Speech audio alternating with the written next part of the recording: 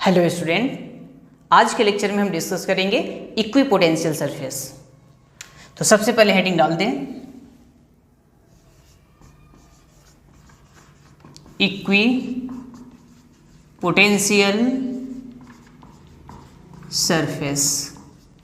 नाम ही बता रहा है, इक्वी मतलब सेम, पोटेंशियल मीन्स पोटेंशियल। ऐसा सरफेस जिसके हर एक पॉइंट का पोटेंशियल सेम हो उसे क्या बोलते हैं? Equipotential surface. तो लिखेगा N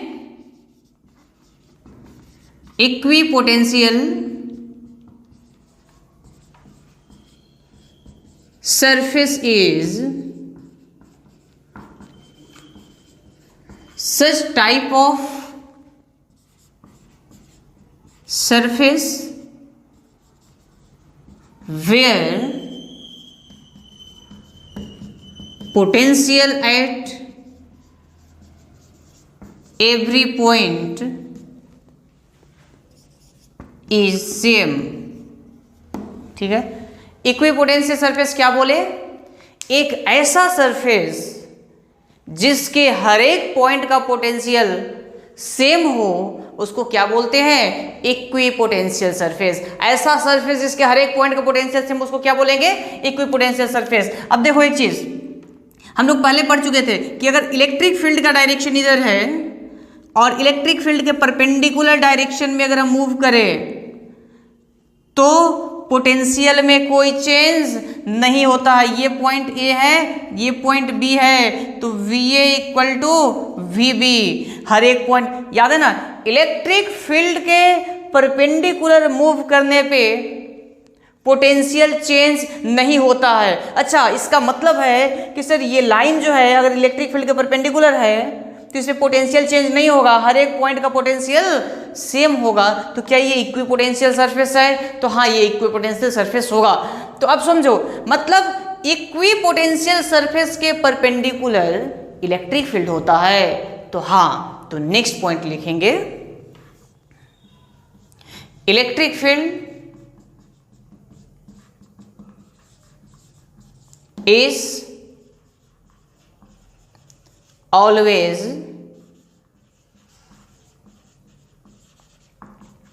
perpendicular to equipotential surface। ठीक है, इलेक्ट्रिक फील्ड क्या है? हमेशा इक्विपोटेंशियल सरफेस के परपेंडिकुलर डायरेक्शन में होगा, हमेशा।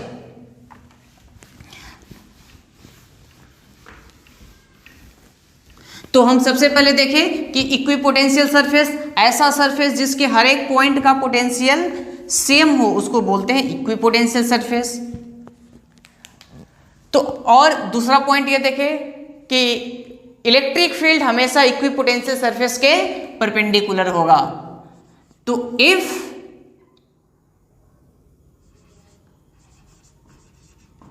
इक्विपोटेंशियल सरफेस इज प्लेन, ठीक है, मतलब कि ये क्या है? इक्विपोटेंशियल सरफेस है।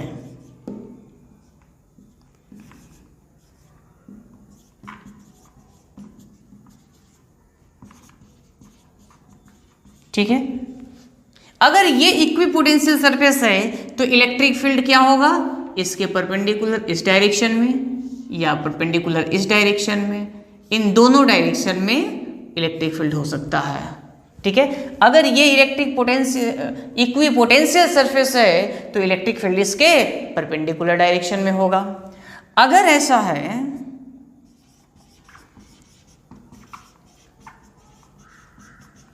If equipotential surface is curved,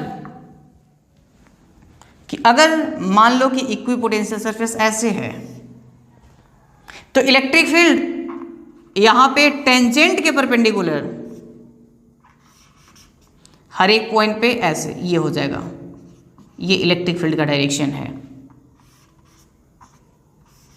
इस पे परपेंडिकुलर ड्रॉ कर दो तो ये किसका डायरेक्शन है? इलेक्ट्रिक फील्ड का। ये क्या है? ये कर्व्ड इक्विपोटेंशियल सरफेस। ठीक है,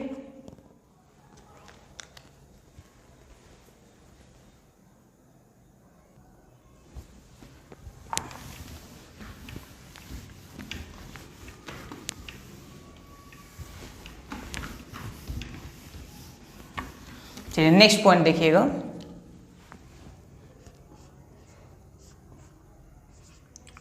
to find out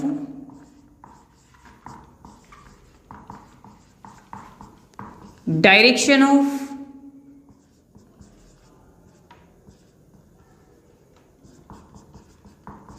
electric field correctly,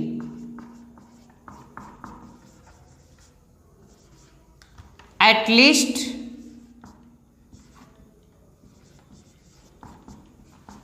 two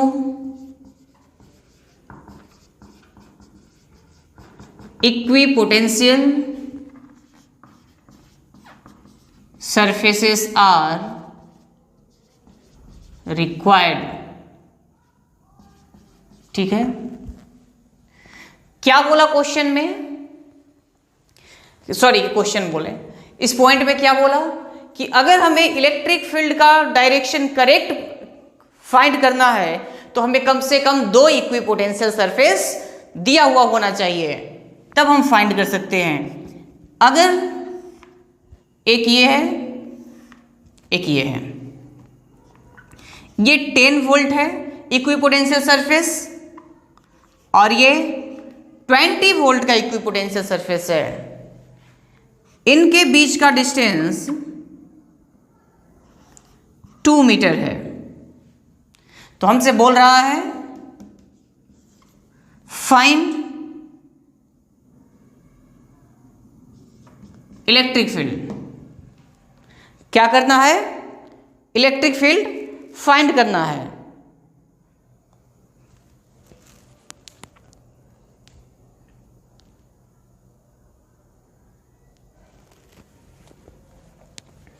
तो इलेक्ट्रिक फील्ड में क्या फाइंड करना है, तो आप ये लिख सकते हैं कि फाइंड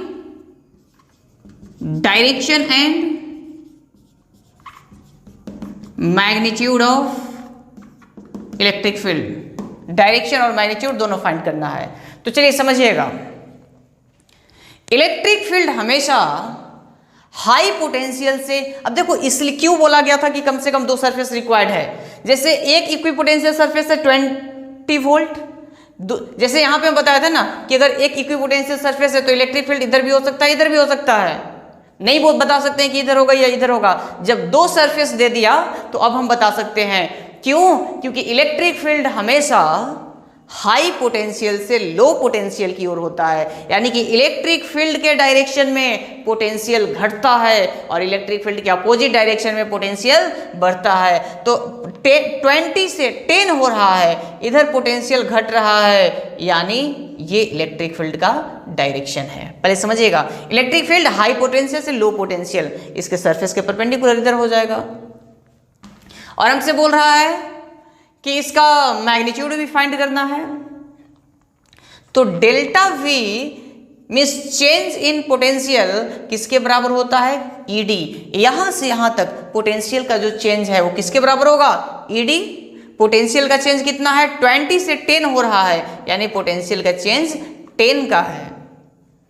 ई का वैल्यू कितना है वो तो फाइंड करना है, और डी कितना है डिस्टेंस? 2 मीटर। तो इलेक्ट्रिक फील्ड कितना हो जाएगा? 10/2 यानी 5, और यूनिट क्या हो जाएगा? न्यूटन। यूनिट भी लिख लो, न्यूटन पर कूलम। ठीक है,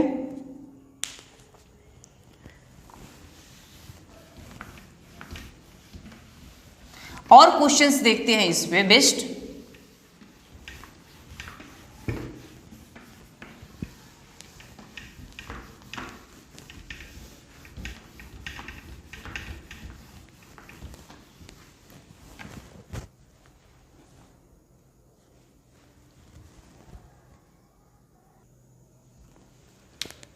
नेक्स्ट क्वेश्चन देखिएगा।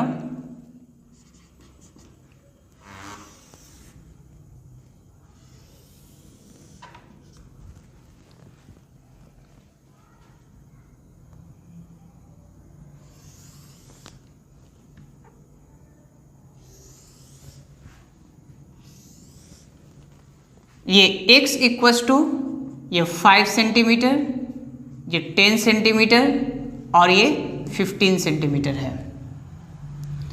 एंगल जो है ये 60 डिग्री है, ठीक है। ये 10 इक्विपोटेंशियल सरफेस है, ये 10 वोल्ट, 20 वोल्ट और 30 वोल्ट,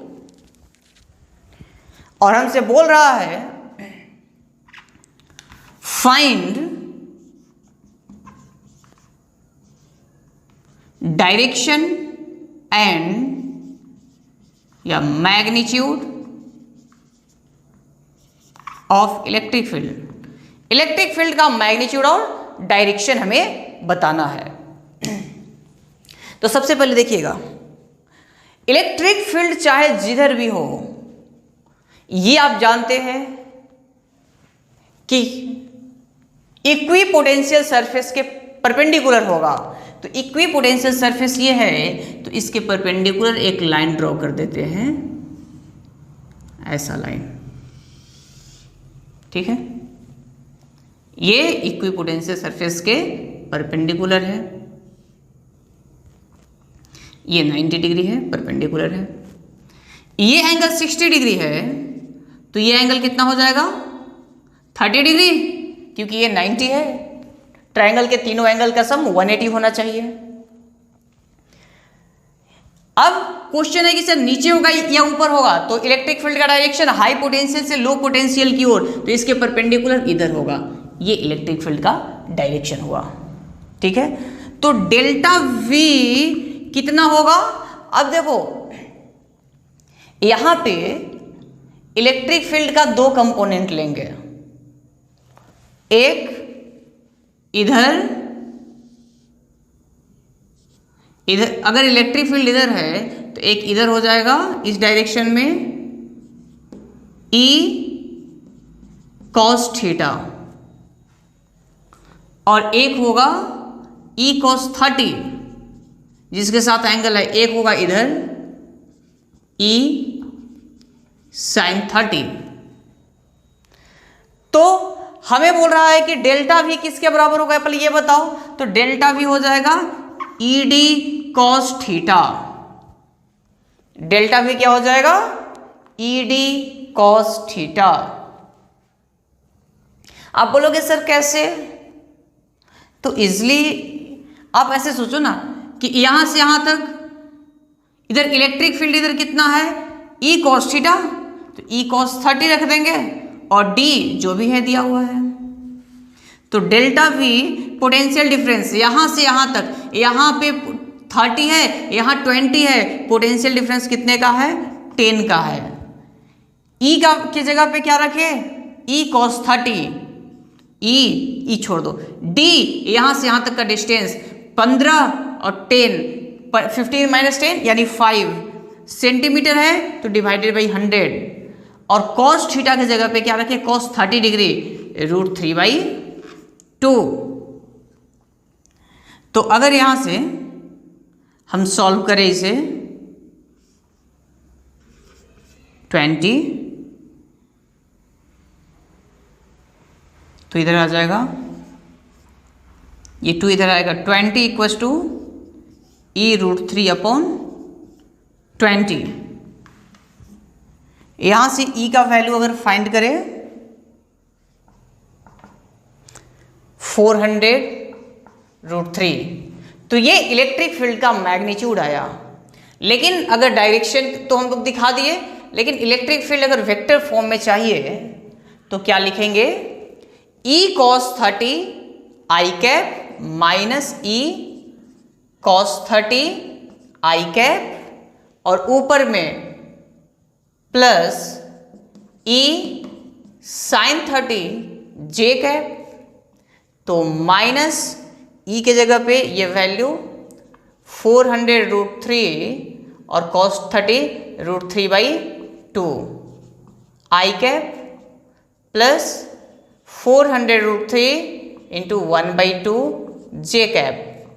तो 2 से 200 into 3 minus 600 I cap plus 200√3 J cap. तो ये इलेक्ट्रिक फील्ड का वैल्यू हो गया। जल्दी से कॉपी कर ले।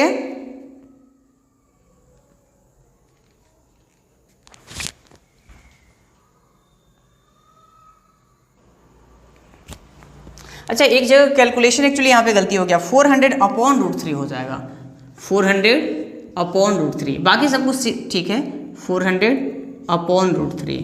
तो √3 कैंसिल,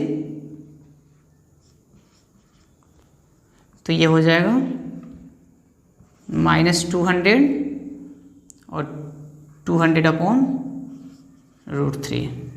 ठीक है, ये है सही आंसर।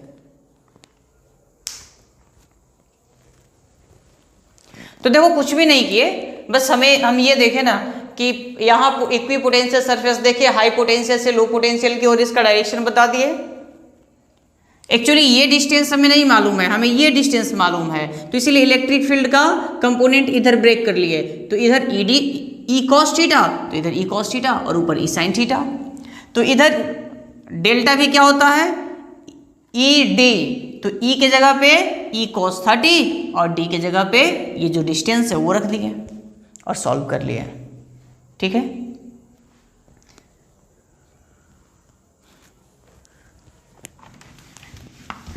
चलिए एक और क्वेश्चन देखते हैं।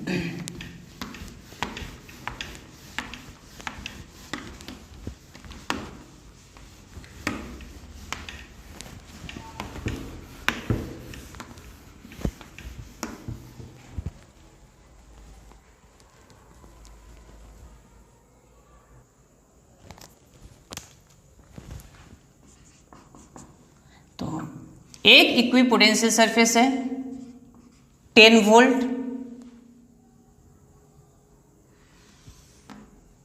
इसके बीच का डिस्टेंस है कुछ d1 और इसमें इलेक्ट्रिक फील्ड है कुछ E1।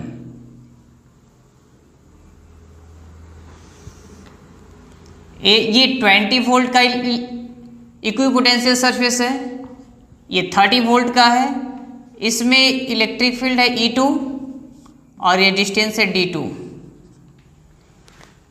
और ये 40 वोल्ट है, यहाँ पे इलेक्ट्रिक फील्ड E3 और डिस्टेंस D3। हमें क्या करना है, arrange E1, E2 and E3 in ascending order. ठीक है, असेंडिंग ऑर्डर में E1, E2 और E3 को अरेंज करना है। तो देखिएगा, हम बोल सकते हैं, हम जानते हैं कि delta V equals to E D. तो किसी इसमें देखिए डेल्टा V कितना है 10, ये 20 है, ये 10 है, तो चेंज कितना है 10।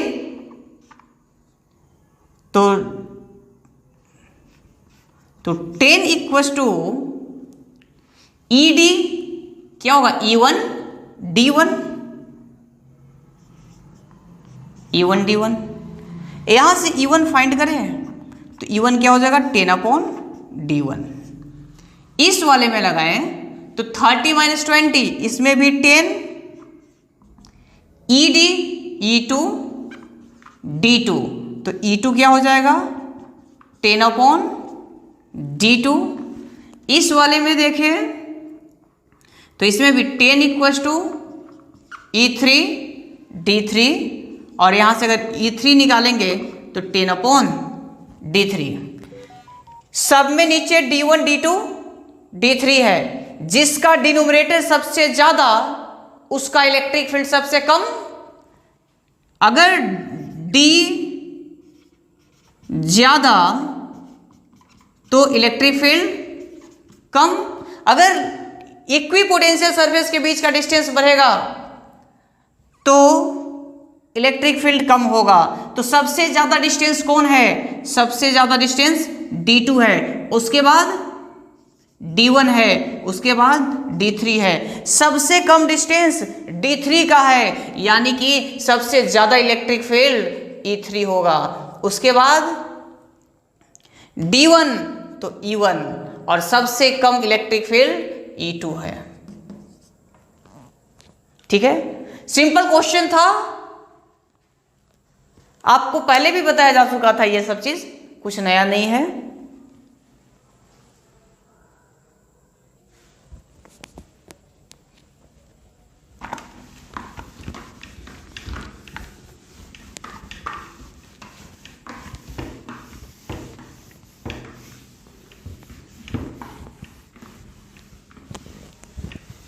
नेक्स्ट देखिएगा,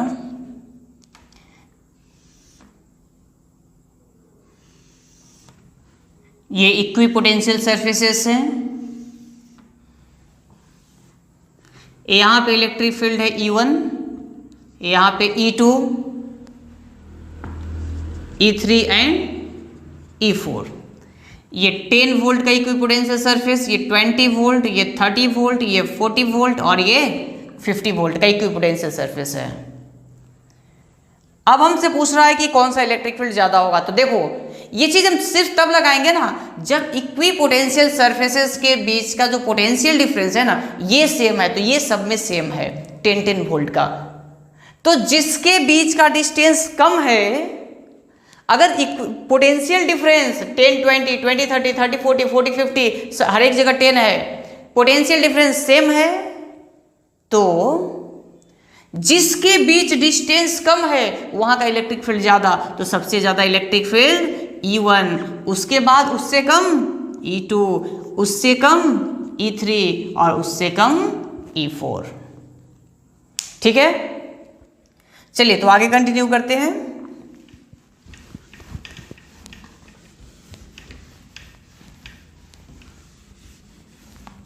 नोट में एक पॉइंट लिखेंगे, देखो, अगर इक्विपोटेंशियल सरफेस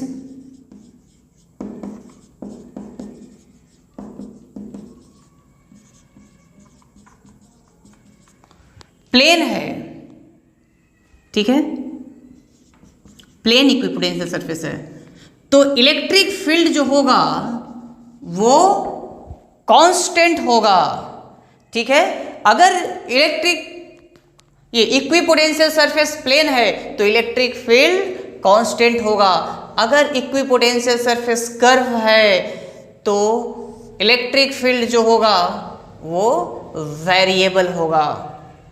ठीक है, ये क्या है, कर्व्ड इक्विपोटेंशियल सरफेस, तो वेरिएबल इलेक्ट्रिक फील्ड। ठीक है,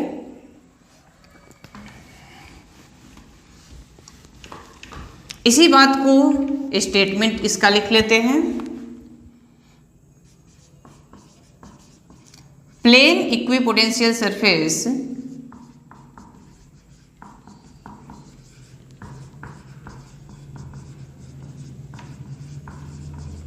represents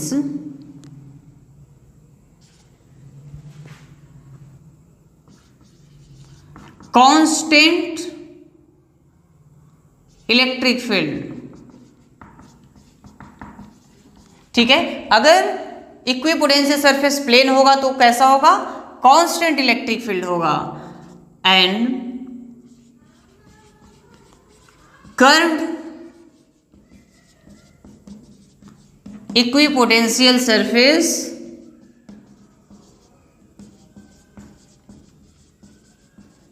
represents variable electric field. ठीक है, चलिए अब देखते हैं कि इक्विपोटेंशियल सरफेस पे एक जगह से दूसरे जगह तक ले जाने में कितना वर्क डन करना पड़ता है। ठीक है, तो नेक्स्ट हेडिंग डालिएगा, work done in moving a charge from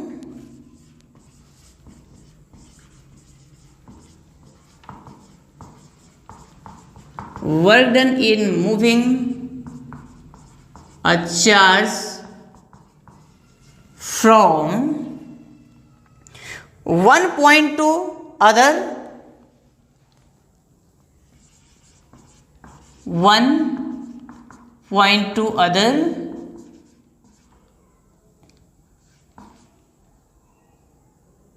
on equipotential surface. देखिए, इक्विपोटेंशियल सरफेस पे एक जगह से कोई पॉइंट ए है, यहां से लेकर के यहां किसी पॉइंट बी तक लाया, तो वर्क डन क्या होगा? तो वर्क डन क्या हो जाएगा? Final energy minus initial energy होता है ना, वर्क डन ई फाइनल माइनस ई इनिशियल, और इसको हम बोलेंगे बी माइनस यू ए। ठीक है, अब इसको हम लिख सकते हैं Q into V B minus V A. Equipotential surface है, मतलब A का पोटेंशियल और B का पोटेंशियल इक्वल है। A का पोटेंशियल और B का पोटेंशियल इक्वल होगा तो ये क्या हो जाएगा? जीरो। मीन्स इक्विपोटेंशियल सरफेस पे एक पॉइंट से दूसरे पॉइंट पे ले जाने में कितना वर्क डन करना पड़ेगा? जीरो। तो लिख लीजिएगा, if we move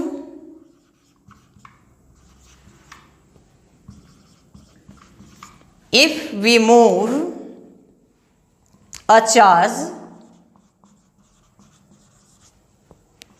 on equipotential surface, then net work done is zero। then net work done is zero. ठीक है, तो नेट वर्क डन क्या हो जाएगा? जीरो हो जाएगा। मतलब अभी हमारे काम का चीज यही था कि इक्विपोटेंशियल सरफेस पे किसी चार्ज को एक जगह से दूसरे जगह अगर ले जाते हैं तो उसमें वर्क डन जीरो होता है, कोई वर्क डन नहीं करना पड़ता है। इंपॉर्टेंट पॉइंट है।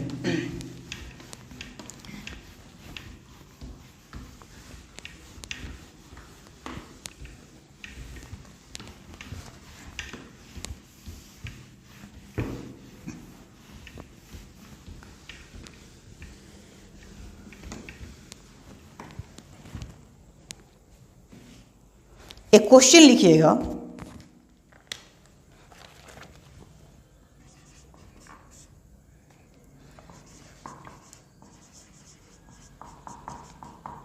an electric field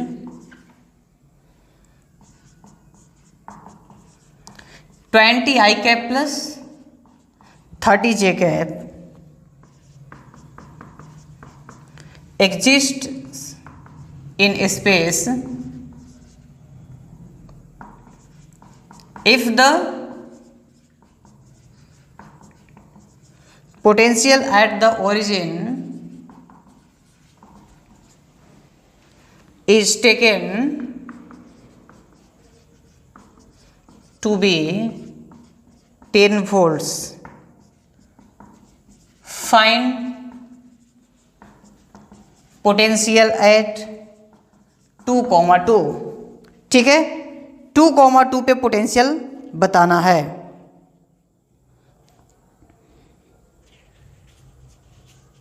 जल्दी से बताएं।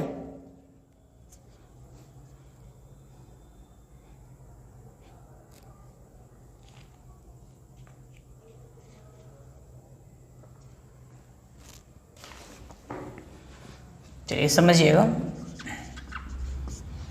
आसान सा चीज है। बोल रहा है कि an electric field 20 I cap plus 30 J cap, इसको दो पार्ट में, मतलब कि इस डायरेक्शन में इलेक्ट्रिक फील्ड कितना है? 20, और 30 J कैप मीन्स इस डायरेक्शन में इलेक्ट्रिक फील्ड का वैल्यू कितना है? 30। I कैप की ओर 30 और J कैप की ओर आई कैप की ओर 20 और जे कैप की ओर 30। बोल रहा है ए पोटेंशियल एट ओरिजिन, ओरिजिन यहां का पोटेंशियल कितना है 10 वोल्ट, ठीक है। और 2,2 यहां 2,2 का पोटेंशियल पूछ रहा है। इस पॉइंट का नाम देते हैं, चलो इस पॉइंट का नाम देते हैं बी, और इस पॉइंट का ये पॉइंट हो जाएगा 1,2 सॉरी 2,0, इस पॉइंट का नाम देते हैं ए। हमें बी का पोटेंशियल देखना है ना, तो सबसे पहले हम क्या करते हैं, ये देखो यहां का पोटेंशियल हम जानते हैं, ठीक है, यहां का पोटेंशियल हम जानते हैं। तो इलेक्ट्रिक फील्ड के डायरेक्शन में जा रहे हैं, अगर यहां से ए तक गए तो इलेक्ट्रिक फील्ड के डायरेक्शन में जा रहे हैं, और इलेक्ट्रिक फील्ड के डायरेक्शन में क्या होता है, पोटेंशियल घटता है। तो ए का पोटेंशियल क्या हो जाएगा, 10 में से माइनस कर दो कितना, ED, इलेक्ट्रिक फील्ड कितना 20, और D कितना यहां से यहां तक 2, यानी 20 to 2 40, यानी कि -30 वोल्ट। यहां का पोटेंशियल पता चल गया। अब देखते हैं ऊपर, तो B का पोटेंशियल, तो यहां के पोटेंशियल से ऊपर जाएंगे तो इलेक्ट्रिक फील्ड ऊपर की ओर है, और हम जा भी ऊपर की ओर रहे हैं तो इलेक्ट्रिक फील्ड की डायरेक्शन में पोटेंशियल घटता है। तो यहां का पोटेंशियल -30, और इसमें से घटाएंगे कितना, ED, इलेक्ट्रिक फील्ड 30, और यहां से यहां D 2, तो -30 -60 यानी कि -90 वोल्ट। क्लियर है। देखो हम क्या बोले, हमें यहां पहुंचना था, तो हम बोले कि यहां से भाई देखो इलेक्ट्रिक फील्ड इधर है, तो हम जब भी चलेंगे तो इलेक्ट्रिक फील्ड के डायरेक्शन में चलेंगे। तो यहां से यहां चले तो इलेक्ट्रिक फील्ड के डायरेक्शन में, यहां पे 10 था तो इलेक्ट्रिक फील्ड के डायरेक्शन में घटेगा, कितना घटेगा, ED। तो इलेक्ट्रिक फील्ड के डायरेक्शन में ले लो ED, कम हो गया तो 10 माइनस ED, E है 20 और D है 2, तो यही कर दिए 10 माइनस। अब यहां का पॉइंट आ गया ये -30। अब ऊपर गए तो ऊपर इलेक्ट्रिक फील्ड भी ऊपर है और डिस्टेंस 2, तो यहां से यहां घटेगा तो -30 × 2 ED, यानी -90 वोल्ट। तो नेक्स्ट लेक्चर में आगे का पार्ट कंटिन्यू करेंगे। Thank you.